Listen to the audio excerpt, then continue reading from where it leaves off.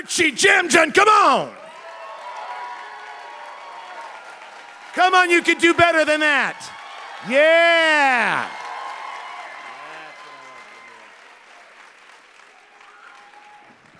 Hi, everyone. I was a somewhat lonely kid growing up. While I wasn't exactly an outcast, my parents told my sister and I that American kids were dangerous, and they had sneaky and underhanded ways of keeping them from us. For example, if I was invited to a birthday, my father would scoff at the idea of buying a present.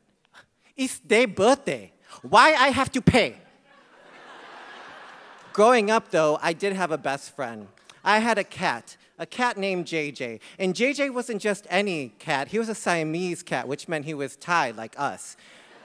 See, we'd had 2 cats before, but they had run away. And my mother explained this was an American problem. No Thai cat would run away.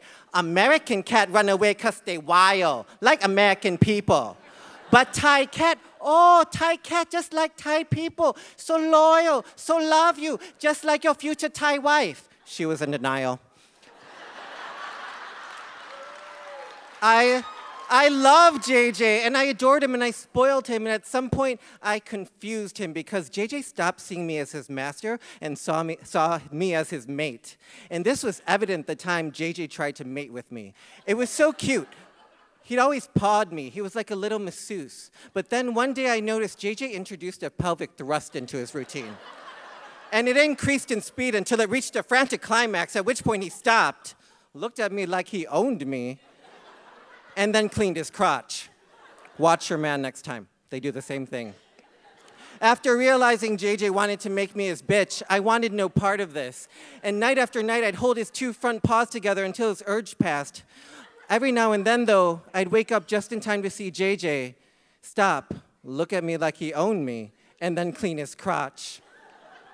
It wasn't like just about sex with JJ, though. He was very possessive. When my cousin bought me 2 female hamsters for my birthday, it was more than JJ could take. And when, by miracle, these female lesbian hamsters had a litter of hairless babies, the attention I shared on this family was way too much for JJ. One day I woke up and saw the top had been popped off the cage. I ran over to check on my hamster family, but they weren't there. I looked around the room. I was standing in the middle of a hamster massacre. There were body parts, both hairless and furry, strewn everywhere. I ran to alert my parents, and there was JJ, standing in the hallway, licking his lips. He had a look in his eye. It said, "I dare you to love anyone else." And for the next few years, I submitted. I didn't love anyone else, and then I went to college. And, you know, JJ didn't know why I had gone. He was so confused. He tried to send me back home by spraying urine all over the walls of my parents' house. And when I came back, I was no longer a lonely, sheltered teenager. I was a newly out-of-the-closet twink, excited to see how many men I could sleep with and how many drugs I could try. This left little time for JJ's needs or my parents' expectations. And my mom sat me down to talk about this with me one day. She said, "What are you doing with your life?" I plan on moving out. My mom proceeded to tell me I should take advantage of their free rent, get my life together. And then she said, "And your cat, JJ, he's so old and he loves you so much, you can at least stay until he die." JJ was very old at this point. It was evident he didn't have much time left. It was a Sunday of Pride, 2005, and I'd been awake since Friday. I don't want to say how, but think Breaking Bad, but gay. As I walked into the party in Uptown, my phone rang. It was my dad.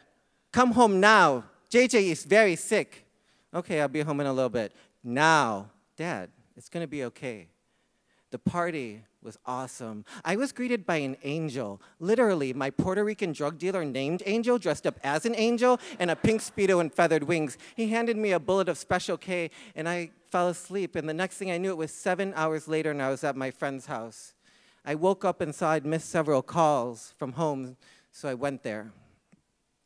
My dad opened the front door before I could even get my key in. He dead. He crawled to your room and meow at me to put him in your bed. He waiting for you. It's too bad you so busy. My dad had draped JJ in a blanket and placed him on the living room table where pictures of my ancestors hung on the wall. This is ridiculous, I said. No, my dad announced. You just feel shame. Back then, I didn't know what I was feeling, but now I did feel shame. Everyone had lofty expectations of me, and I was failing them. But JJ, all he wanted to do was see me before he died. And I couldn't even do that. People say absolutely no regrets. That's a bunch of bullshit. I fucking regret that. I turned around, and there was my mom. What'd I tell you about Thai Cat, she said. They are always so loyal. Thank you. Yeah. Archy Jamjun.